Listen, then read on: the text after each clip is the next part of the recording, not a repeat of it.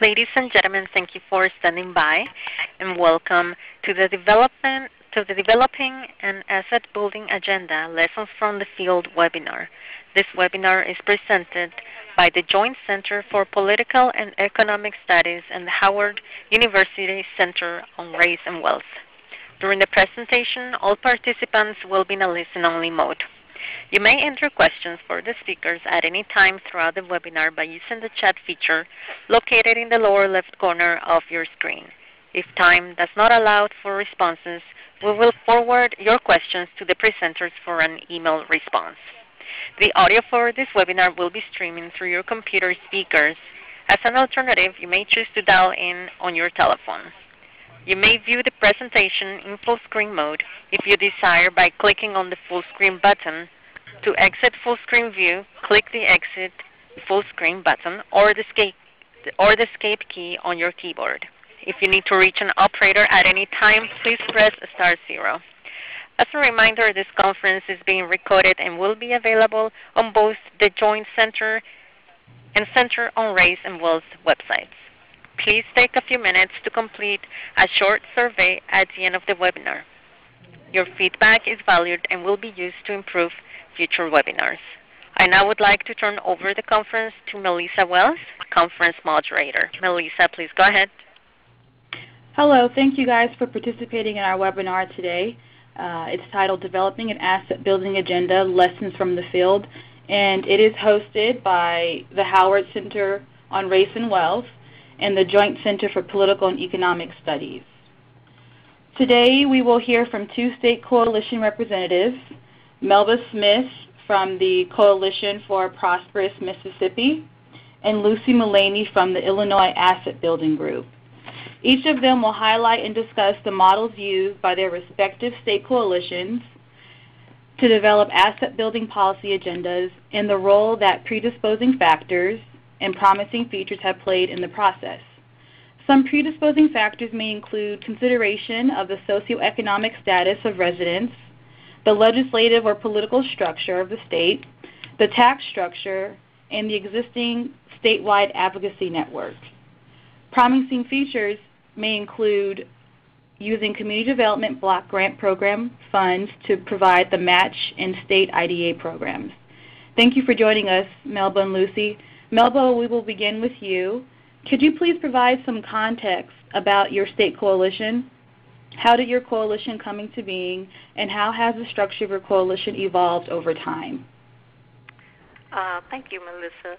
Our coalition is called the Coalition for Prosperous, Mississippi. It's a state asset building coalition, and it began as an informal organization and was born out of the expanded vision of the Mississippi Association of Cooperatives, which is a statewide organization with well over 40 years of providing economic development strategies through the use of the cooperative model, primarily in rural and low-income communities. We had an opportunity in 2009 to expand our work through the Southern Regional Asset Building Coalition, building economic security over a lifetime. And this was a logical fit for the association since its work throughout the years was with rural, limited resource families and communities. They work with and more about what we call traditional assets rather than non-traditional assets. So we were able to go into that area. So in March of 2009, we invited groups from across the state to come and talk about what they were involved in and what were some of the challenges and barriers hindering their work to move forward. And we also discussed the fact that there was a need for a statewide asset building coalition, and if they thought the same. The answer was a resounding yes. And the consensus was to move these issues, in order to move these issues to the forefront, institute policies that would enhance low wealth and individuals and families to accumulate asset and building wealth. We needed to work together. So approximately 20 organizations and agencies attended, representing various sectors of the community, and most of whom had experience with working with asset building, wealth creation, or support issues such as housing, credit unions, predatory lending, cooperatives, farming, and children's savings accounts. Now, since that time, CPM, as we call ourselves, Coalition for Prosperous Mississippi, has evolved into an informal gathering of individuals and organizations that have common interests in asset building and has become organized as a collaborative and diverse community-based coalition with well over 27 partners. Our mission statement is empowering Mississippians to build wealth through asset development and policy. Now, initially, the coalition only had one person, and that person went out and met with groups and used what we call the community organizing approach. So we wanted to gather support for the work and to talk with organizations about how we could move these issues to the forefront that they were working on and how those could be set in policy and to work for the common good. This type of approach is still being used today. However, we have 27 groups, as I mentioned earlier, as part of the coalition. So these partners now serve as spokespersons for the organization using the core values, and they share the mission and vision of the coalition.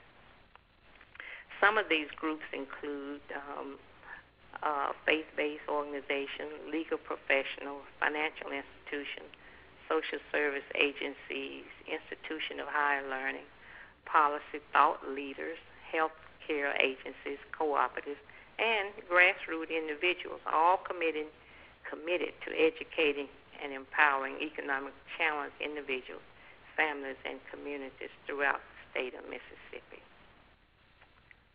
Lucy?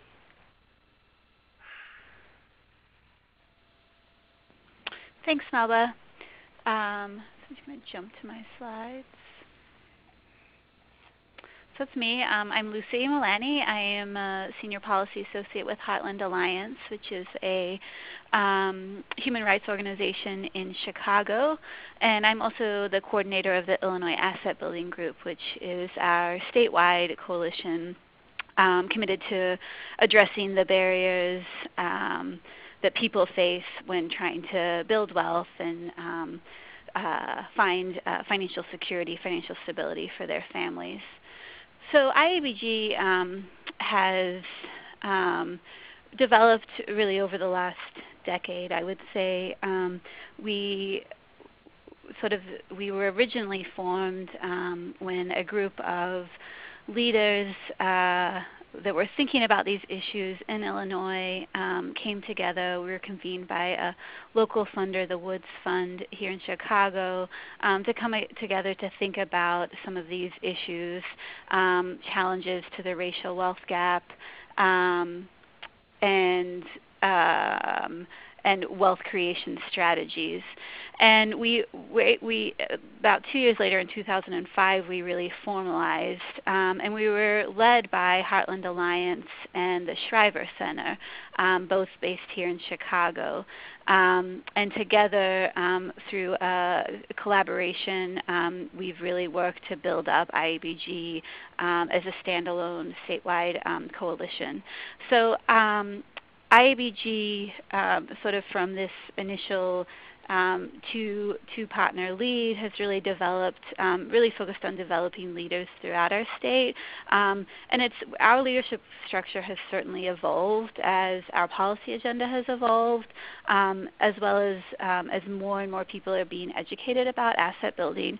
So this is sort of the coalition structure. It's I guess sort of a little crazy, but we have a steering committee which is made up of researchers and advocates here in Illinois. So it includes, in addition to representatives from Heartland Alliance and the Shriver Center, we also have leadership from the Woodstock Institute, community partners like Kofi, PowerPack here in Chicago, statewide groups working on payday lending reform through the Illinois People's Action, and a variety of other leaders that are working on similar reforms or kind of interested in asset building, or maybe working on labor issues, but there's an asset building connect, or healthcare issues, but there's certainly a financial stability connect.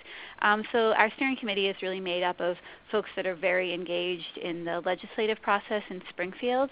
And occasionally we develop working groups that are made up of our steering committee members as well as other organizations in the field to focus on specific policy agenda issues. So we have a children's savings account working group. We've had a financial education working group in the past. So to really move specific policy agendas forward. More recently, in the last year, we've really looked at how do we develop a statewide coalition, and what does that really look like. And in order to do that, we really have to commit ourselves to developing leaders at the community level, and we have to make sure that our agenda is being informed by those working on the ground, practitioners in the field. So we've begun to form these community leadership councils, the first one being formed here in Chicago, and looking to form one outside of Chicago in Illinois, in Bloomington, and hopefully across the state.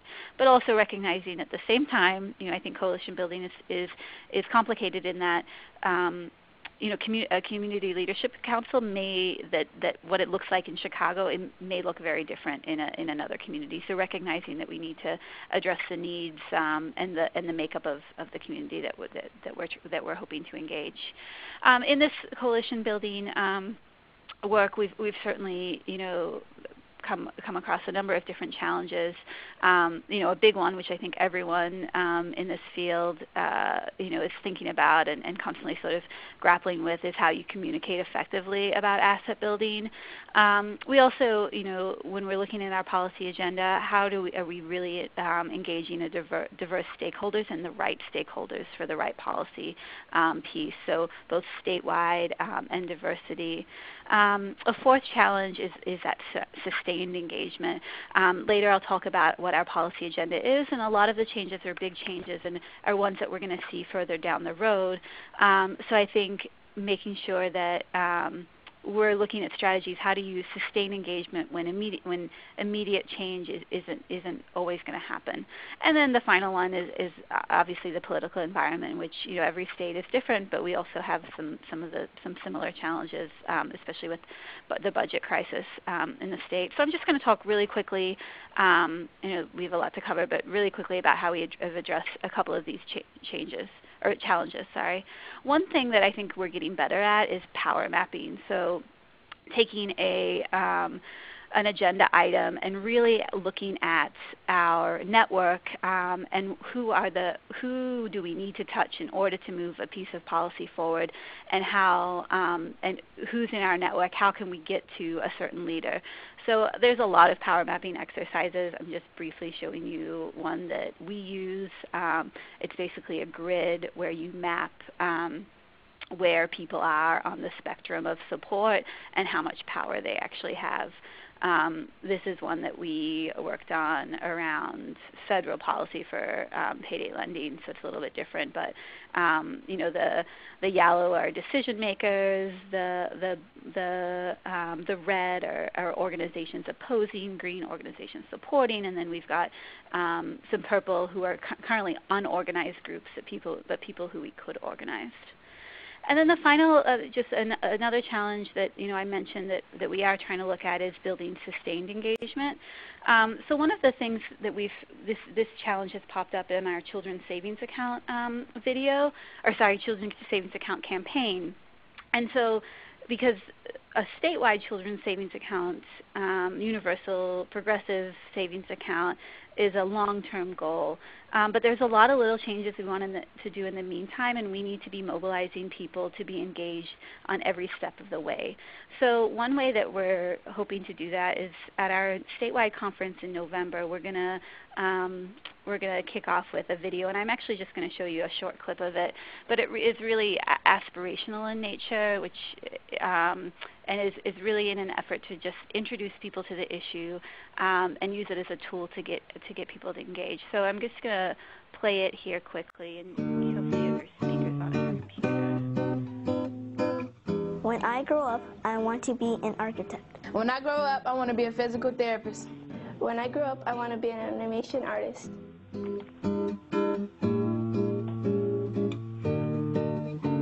I want to be a nurse. When I grow up, I want to be a game designer. I want to be an inventor. An astronaut. Police officer. I want to be a veterinarian. When I grow up, I want to be a screenwriter. I want to be a painter.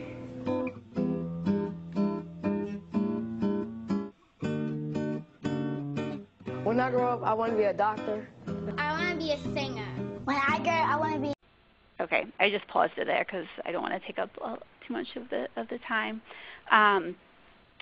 So the kids video that we have, we spoke with kids across the state and really looking at kind of what their aspirations are, and it's a way to educate people very broadly about children's savings accounts, but it is also going to be able to support a lot of our work we're doing on 529 access, incentivize people to do local pilots, and at the end of the video, people will be able to directly, click on the video and sign up for the campaign. So we're trying to. I think it's just a way to think about how do you, we've had a lot of trouble thinking about how do we engage people in this long-term campaign, and one way is that we need constant communication with them, but we need a way to easily communicate about the issue. So that's just sort of a tool that we're using. And I think I'm going to pass it back to Melissa. Great. Thank you so much, Lucy. Melbah, if you could just give us some perspective of how CPM has evolved over time from the one-person coalition to what you guys are today, please. Thank you. Sure. Over time, the coalition has now become a partner-run organization. And I mentioned earlier that we have 27 partners who are part of the coalition. These partners sign a memorandum of understanding, and that understanding is no more than, and it's just what it says, it's an understanding that they believe in our core values, that they are working together and know that working together works in order to bring about change, and that that we must forward this and must strengthen ourselves through stakeholders and others. So that's the memorandum of understanding. Our partners come together to make decisions determining the direction on which the coalition should go by using a group consensus model. It is a flat structure, and the leadership is dispersed based on expertise and interest. And this type of structure has had a high payoff for us, and it has resulted in high level of engagement and involvement, and I think that was one of the key things that we were interested in, is how do we keep our partners engaged. Over 95% of those who came together initially, they still remain. So I think that's a good record there. Secondly, partners assume responsibility for the execution of major tasks and deliverables through identified work groups. And these are policy advocacy, which assess policy needs, set policy priorities, develop policy agenda, and organize advocacy campaigns. The second group, work group, is called Outreach and Constituency Building, which plan and implement community engagement strategies to identify and build partners and priorities. This is done through listening sessions and through meetings and other opportunities where we have the opportunity to go and speak about the coalition. The third group is work group is financial education. Here we inform and educate on asset building strategies that will assist low to moderate income Mississippians to build assets and create wealth. It includes predatory lending, IDAs, the VITA program, non-custodial fathers initiative, and so on. Housing is a plan that develops strategies for addressing blight and increasing capacity to move decent and affordable housing, to provide decent and affordable housing. And then our other work group is called resource development. We identify funding to support the work of the coalition, but not only the work of the coalition, but our partners too. So we're looking out for our partners as well. And public relations, of course, we know what that is. It's using the media to put these issues in the forefront. So what are some of the challenges that we have in regard to this. Because our state the issues in our state are so great, one of the challenges is prioritizing the issues. Which of those will take high priority over others? And this is left up to our partners who come together and look at these issues and begin to set those. And who are some of our unlikely allies? I think our lieutenant governor is one of those. And just working with the the Black Caucus in the state, we've been able to get an inroad into working with him, and hopefully will be an ally with us on some of the bills that we are proposing.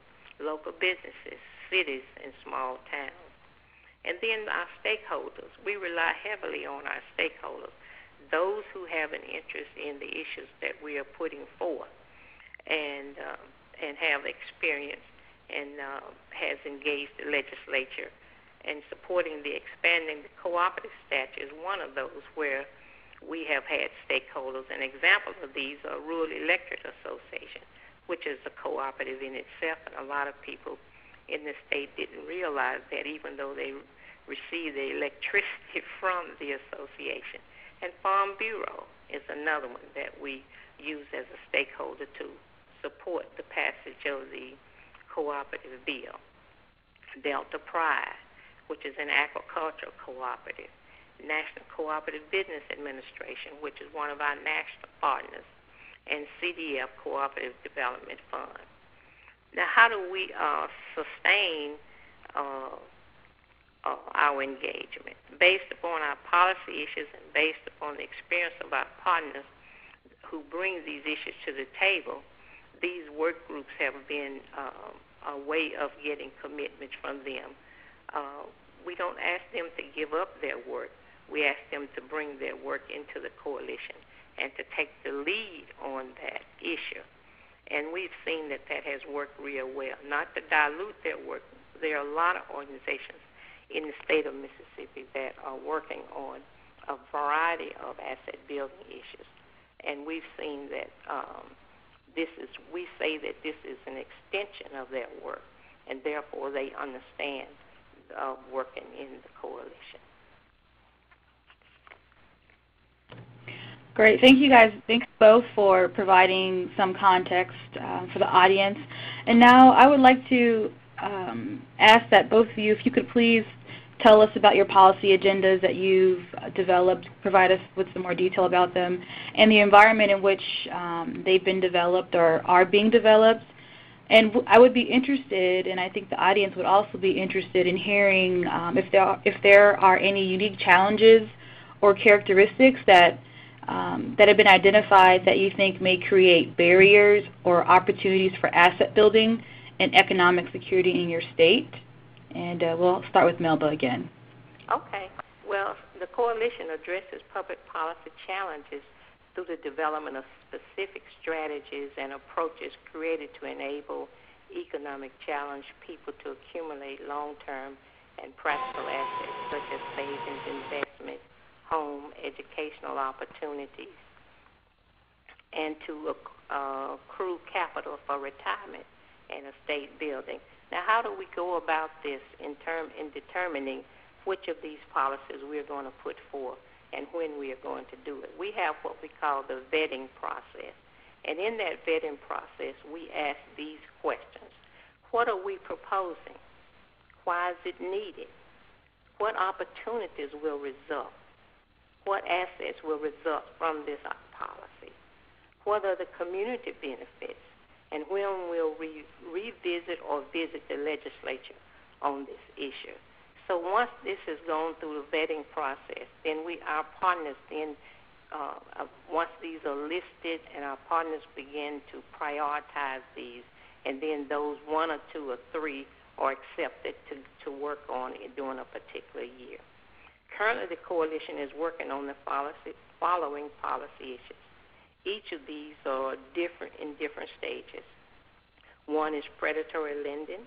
The other one is 2012 Farm Bill, IDA legislation, non-custodial fathers initiative, and the expansion of the current cooperative statute that's on the books here in the state of Mississippi. And I'll just say a few words about each one of these. The predatory lending bill that is already in the legislature, well, we were looking at that in order to reduce the amount of interest rate that was being charged on those persons who utilize these services. And so one of our partners, the Mississippi Center for Justice, took the lead on this particular issue, and they formed a group called the Mississippians for Fair Lending, and had a good success in the last session. They were able to reduce the amount of interest rate that was charged on the loans, and also expand the payment date from 28 days to 30. So that was a success in one sense, even though it was our effort to sunset that, meaning to get the legislature to reduce the interest rate to 36%. The 2012 Farm Bill, we talked about that, and we've done quite a bit of work on that. We've done listening sessions in 3 of the congressional areas in the state. The IDA legislation is something we're getting ready to propose in the 2013 legislative session. The non-custodial father initiative is just getting off the ground, so we are now in the stage of focus groups, listening to the issues, and then being able to determine what those policies are. The expansion of the current cooperative statute existing on the Mississippi in the Mississippi law. Anyone interested in incorporating a cooperative businesses can only do so in the field of agriculture. So we wanted to expand that to include housing, health care, and any other sector of the community that people wanted to use the cooperative model in order to build support within their communities. What have been some of the challenges then? We find ourselves in an environment that does not readily support these type of policies. As most of you all know, in our past election, our state legislature is now being controlled by Republicans, whose policies are in most cases not in line with the needs of low and moderate income persons. Mississippi, as you know, is a very conservative state.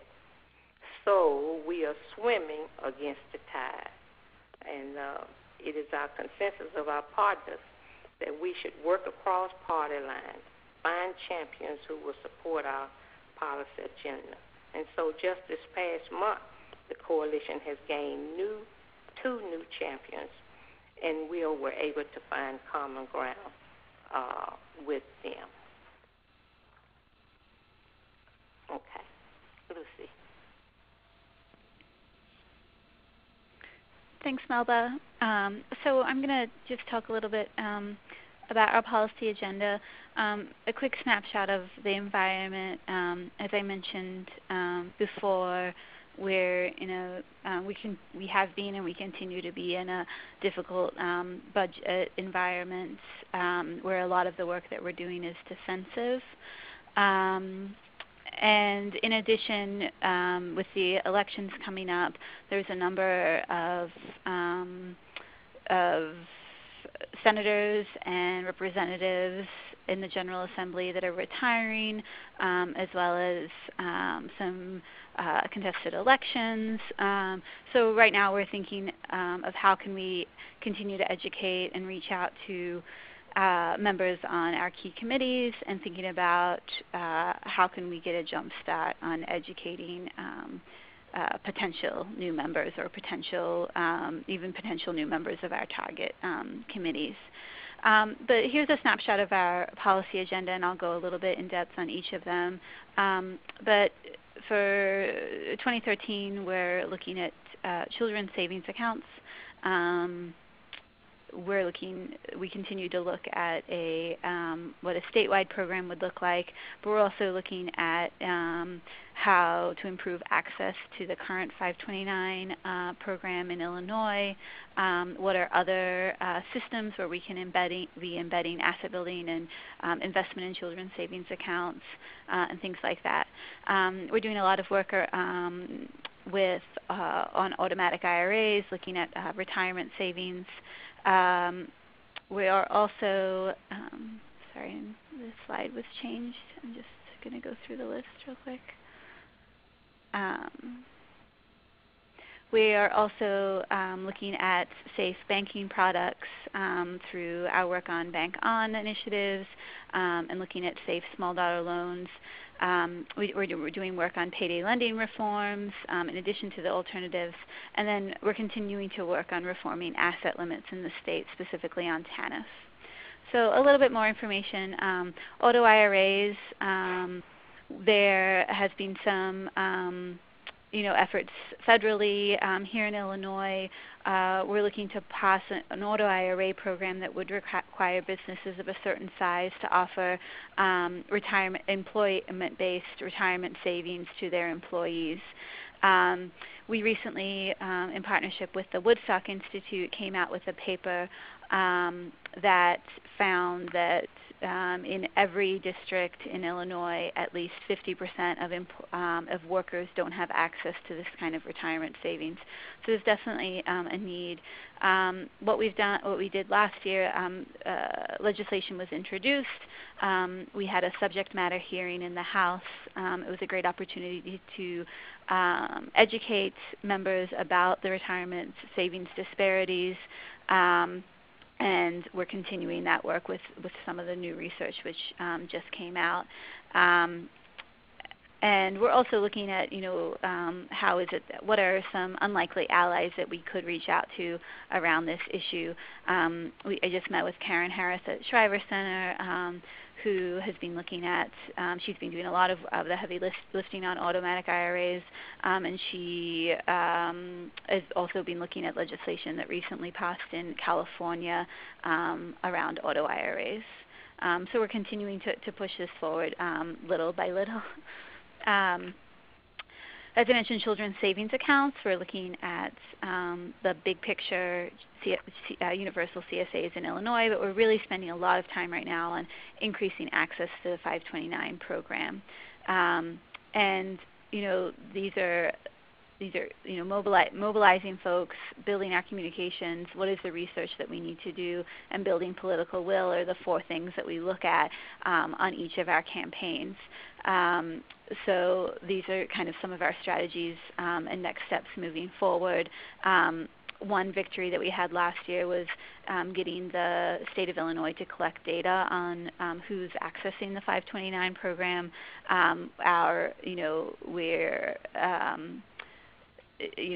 We're guessing that they are not accessed by lower income families in communities of color. So we're looking to be able to utilize that data to support our efforts moving forward. A lot of the work that we do is around banking the unbanked or providing safe products to residents here in Illinois, and we've been doing a lot of work with building up and improving the Bank On Chicago initiative, but we're also looking at alternative payday loans. Next month we are going to be coming out with a profitability calculator and toolkit for banks and credit unions to use who are interested in creating this kind of product, and we'll be partnering with the state treasurer's office to get that information out and to really push more financial institutions to provide this kind of a product. So that's a quick snapshot of our policy agenda. We're trying to move things on both legislatively, administratively, and then really highlighting programs and products that are important and safe for consumers. Great. Thank you so much, Lucy and Melbah, for kind of giving us some more information about the policy agendas in your states. Next, I wanted to ask if both of you could describe your coalition's process for developing the asset building agenda that you've just described. What was the major driver of the policy agenda development process, and is your agenda framed based on your knowledge of known behavior and needs of state residents, or on information about available asset building programs, policy policies at the local level in neighboring states and et cetera. Melbah? Yes. Our asset building policy process was framed based on issues that our partners were engaged in, and we rely heavily on our partners because I said earlier that these groups have been in existence for quite some time, and they have been doing work on the ground. So they have their ears to the ground and are listening and hearing and experiencing what the constituency is talking about. So these identified policies that we have listed just a bit earlier were vetted during a strategic planning session where our partners came together in a 2-day session and were asked to list issues that have surfaced during their work within these various communities across the state. And we thought that was a good way to hear what was actually on the ground, and we did hear that. The list then was prioritized, and the top 4 issues were selected. And so out of those issues, because 3 years ago we wanted to know which one of these issues can we get through the legislature fairly easy, and how can we learn the process. So we chose the cooperative stature because it was not very, very controversial, and so we asked our partners if we could maybe put this out first and we could test the waters. And so we did that. And what are we saying again when we say the cooperative statute? And I think I mentioned that earlier, that we are talking about allowing other sectors of the community to be able to incorporate as a cooperative business. And so we did do that, and we were able to learn some lessons.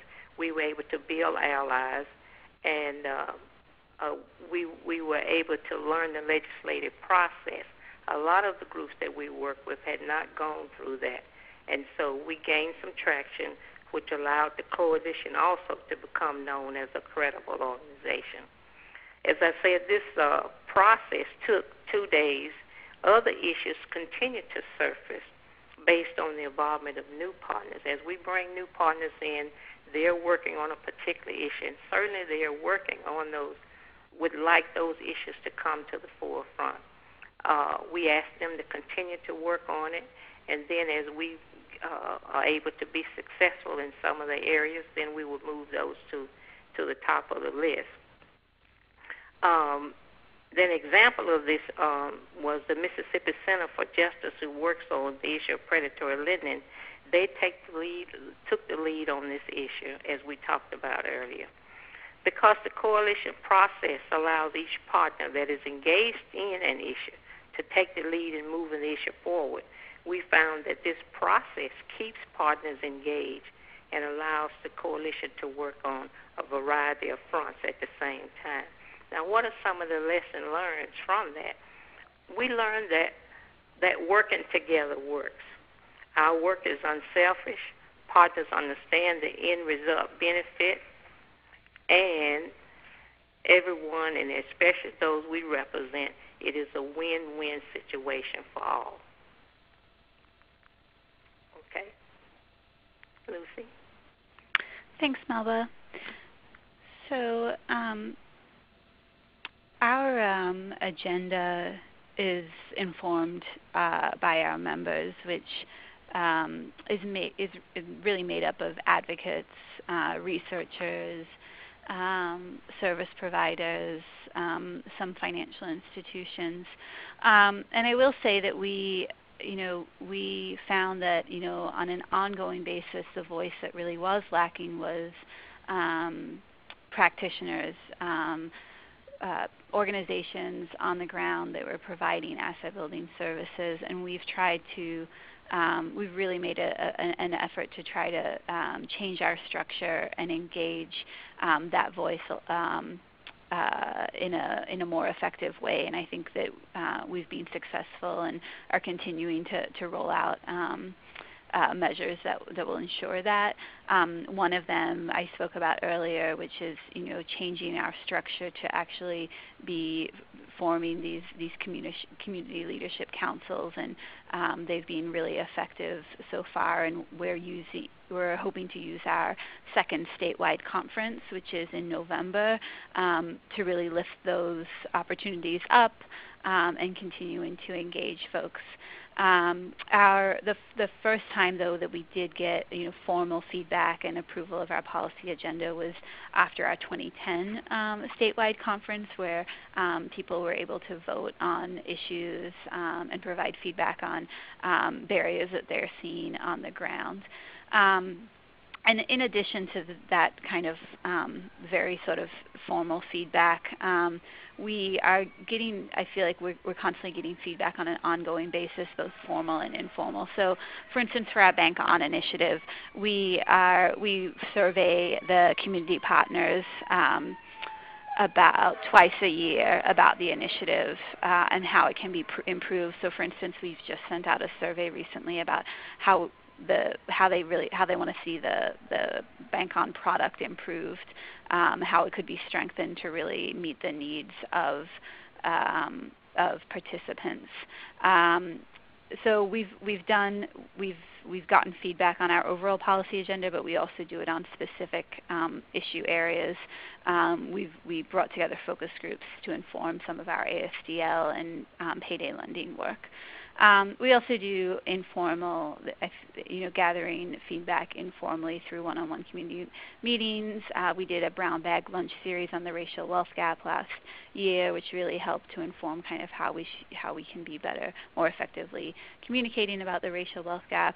And then through story collection, which we've started to do a lot more of over the last year, through our Children's Savings Account campaign, but through that we've ended up identifying other stories on asset limits and on barriers to banking and things like that.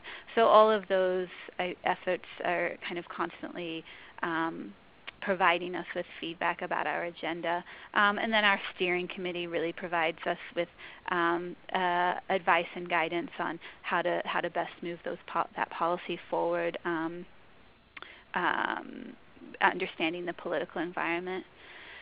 Overall, kind of when I was going through our policy agenda, these are sort of the areas that we look at when we're thinking about policy change. What are the questions that we need to answer through research?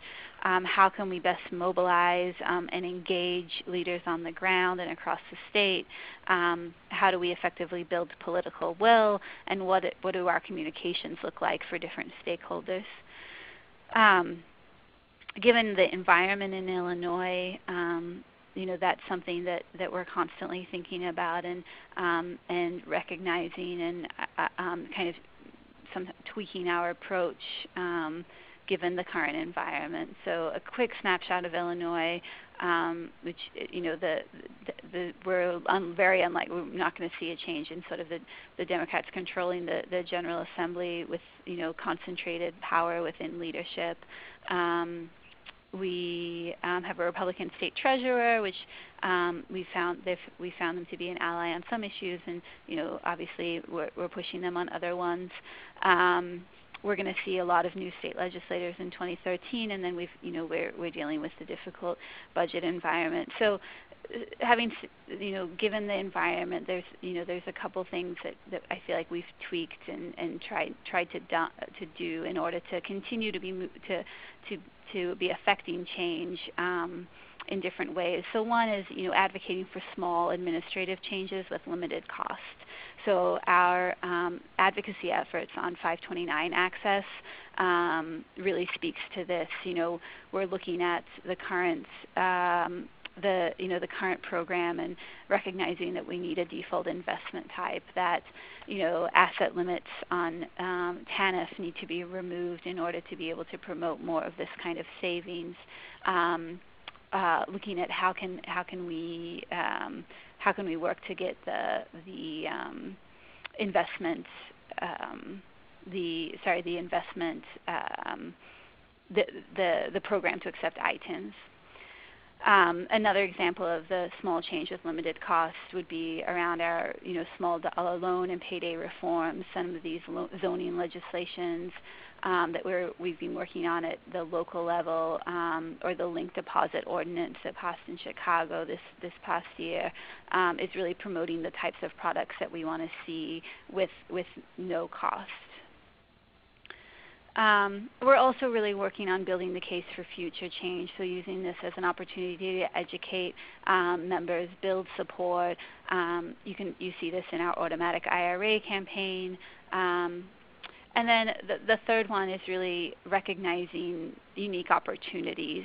So one thing we're trying to do is leverage some of the positive initiatives that you're seeing at the federal level to affect state change.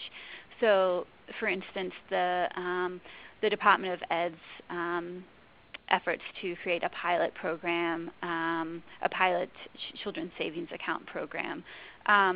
Illinois would not be a good candidate for that for a number of reasons. One of them is just we don't have the current structure that we would need to. So talking to legislators about how we're missing out on opportunities because of the current structure. The other one is using a lot of the positive changes that are being implemented at the federal level with the Department of Child Support Services, and thinking about how do we use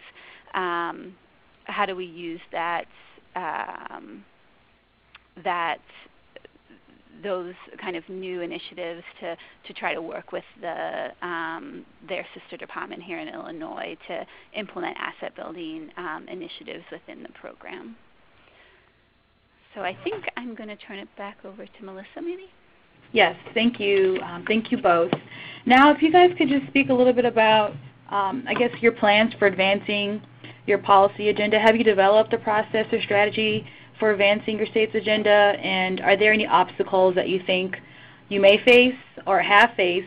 And if so, how have you minimized, or how do you see yourselves minimizing the impact of those obstacles on your work? Okay.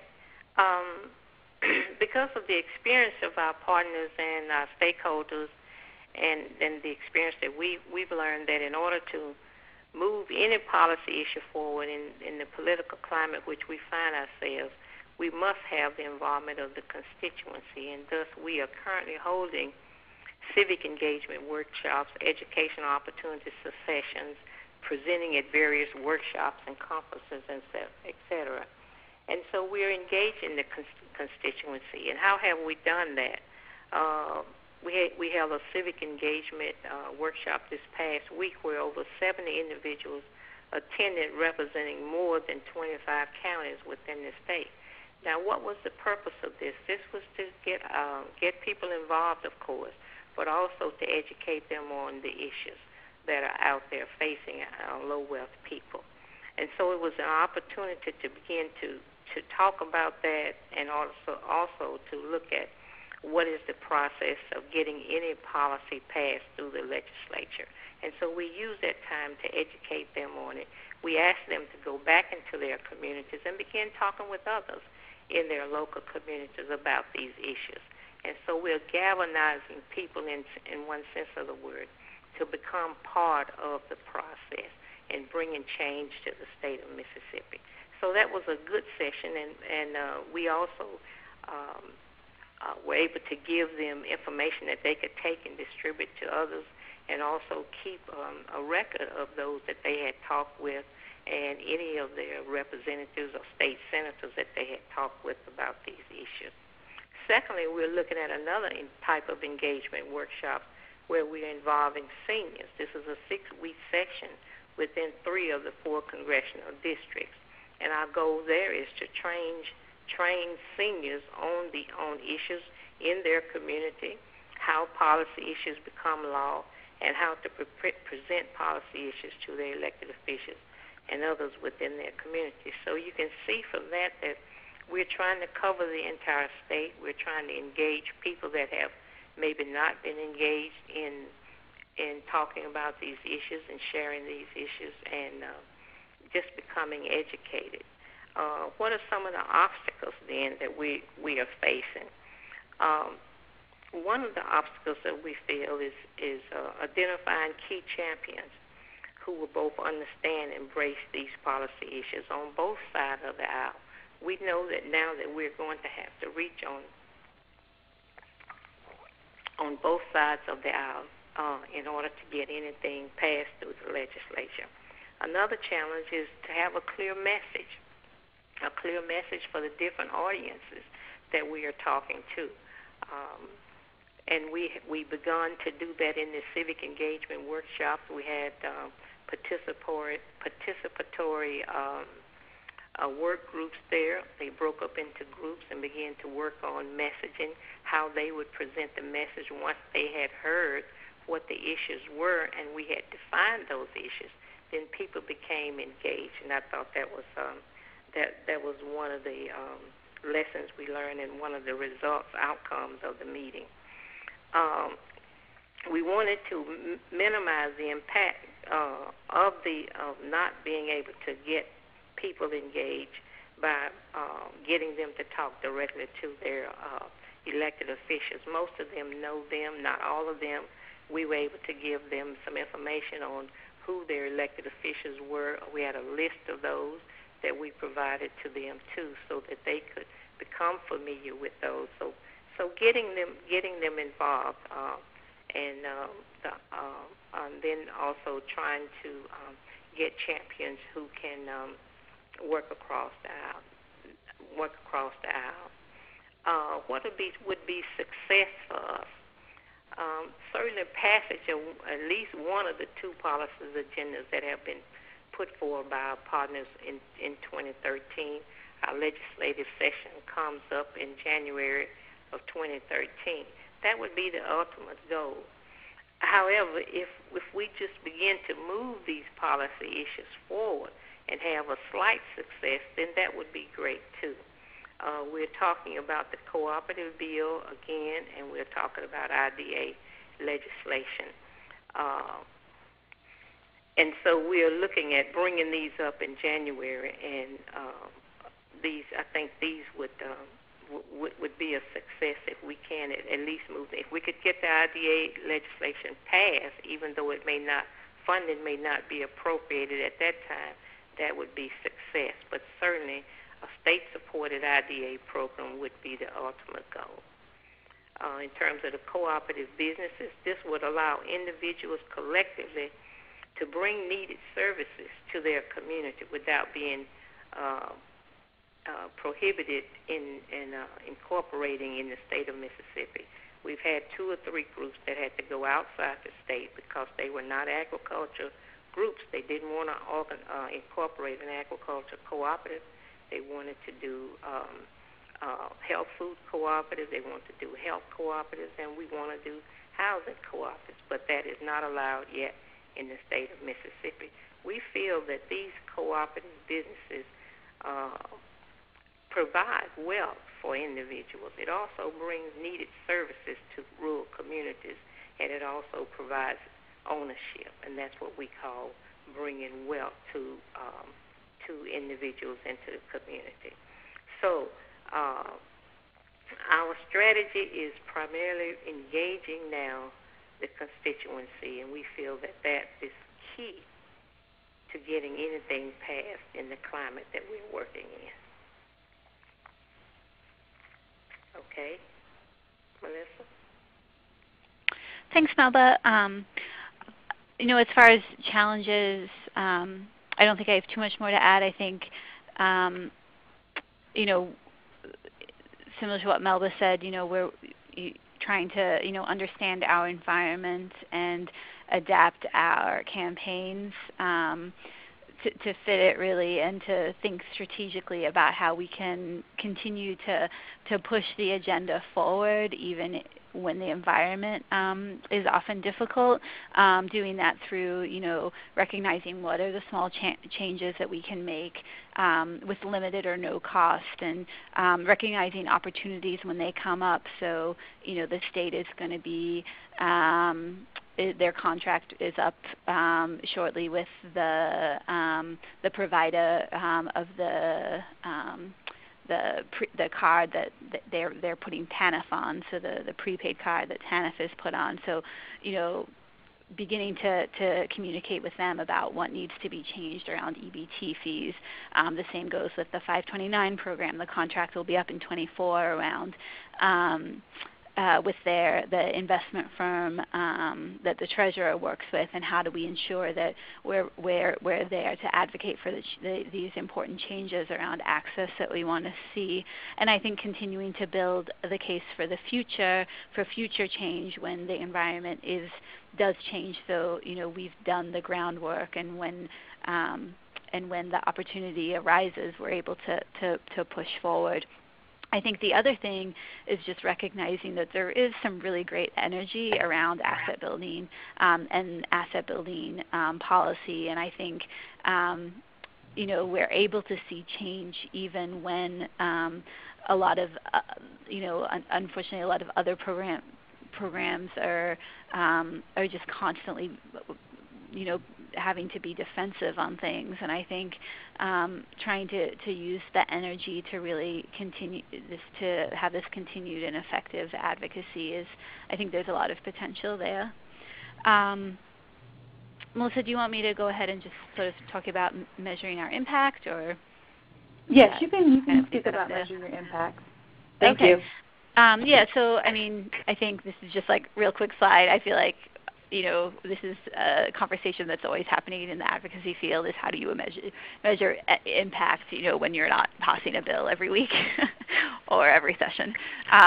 So I think, meeting with legislators, getting a key co-sponsor, getting, someone from across the aisle to sponsor a bill, even those unlikely allies, from the business community or a trade association onto your campaign. The number of advocates and the diversity of your advocates, I think, is measurable and can have a big impact. So I've listed a bunch of different things that we look at, everything from communications to meetings with legislators to the actual legislative change. But I think identifying, what who those key contacts are, what those little milestones are, can really be helpful to make sure that you're always kind of moving toward that end goal. Is helpful. Great, thank you guys so much for giving us your feedback and sharing with us your policy agenda development process. I was just wondering if you guys could. Well, first of all, I wanted to also say that if there are any questions from the audience, you can submit them through the chat feature. And then next, I wanted to ask a question to both Melbah and Lucy. If there are any, I guess to date, what is the biggest success with your policy agenda? If there is, in fact, what you would consider the biggest success, and if so, could you share that with us? And okay. Melbah, I guess you can start first. Okay. I think the one on two fronts. One is that the predatory lending bill that was in the legislature, and we've had some success with that. As I said, that we did not actually get the interest rate reverted back to the 36% interest rate, which this was the amount that they were able to charge any person borrowing prior to the legislature giving the payday lenders the choice now to move to a 529 interest rate. But we did not do that. However, we were able to reduce it from 529 to 497, and as I said earlier, to extend the repayment time from 28 days to 30.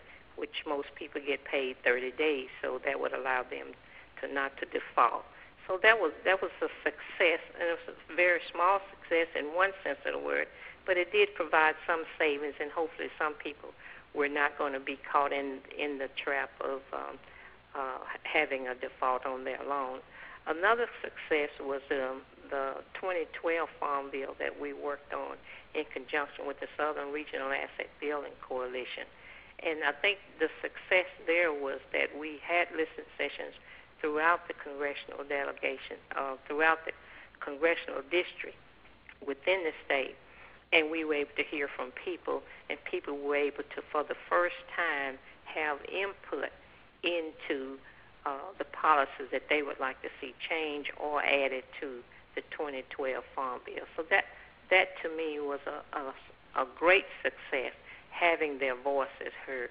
And these policies were then summarized and have been now returned to the states so that we can take these back to the constituency that attended these meetings and share with them so they can too begin talking with their congressional delegation about how they would like to see these policies implemented into the 2012 Farm Bill. We haven't gotten the passage of that yet. We're still operating on the 2008 Farm Bill, but I think we're ahead of the game, more farther along than we were back in 2008. So those were some of the things that we thought that we did have traction. And another thing that I'd like to point out is that we have bill allies as we go along the way, and that's a key point that we should not take for granted, because people were not engaged are now engaged, and then there are other people who did not see the Farm Bill other than being agriculture, and now know that there are other things included in there that is not all agriculture related. We are primarily an agriculture state, but that they now know that there are other issues that can be looked at in terms of housing, in terms of food and nutrition, and in terms of co-op development, those kind of things. So we really think that the civic engagement, getting people engaged, getting them educated, and then once they're educated, they're wanting to be involved because they didn't understand how those policies adversely affect them, and they don't understand in some cases how there are alternatives out there, especially in light of the predatory lending policies. Great. Thank you so much. We are running out of time. Lucy, is there any response you would like to give or remarks you'd like to make about your biggest success quickly? Okay. I mean, I think it's a really hard question to ask or to answer, just because I feel like the little successes often feel really big. Like for instance, our most recent one a couple weeks ago, the state treasurer's office, agreed to open their state or their small dollar loan program statewide. It provides supports to banks that decide to provide a small dollar loan product, and it was like a really sort of small. I mean, it was sort of a small thing in that it was a constant sort of pushing from IABG to find out why it wasn't statewide, why it was only in these communities, things like that. And so it's like we hope that it'll lead to other things, but it's just it's certainly a very small administrative change, but it was something we were excited about. So yeah. Great. Thank you so much, Lucy. Well, we have run out of time, so I would like to thank Lucy and Melbah today for taking the time to let me interview them, and I want to thank all of the audience members for participating, and I hope that what you heard today will guide and reinforce the work that each of you do in your state. Just so you know, the audio and the presentation slides will be made available on the Joint Center's website and Howard Center on Race and Wealth website. And that concludes the webinar, but I do ask that if you could just stay online for a moment to participate in a brief survey and provide any feedback for us so we can use it moving forward. Thank you all for your time. Ladies and gentlemen, that concludes the webinar for today. We thank you for your participation.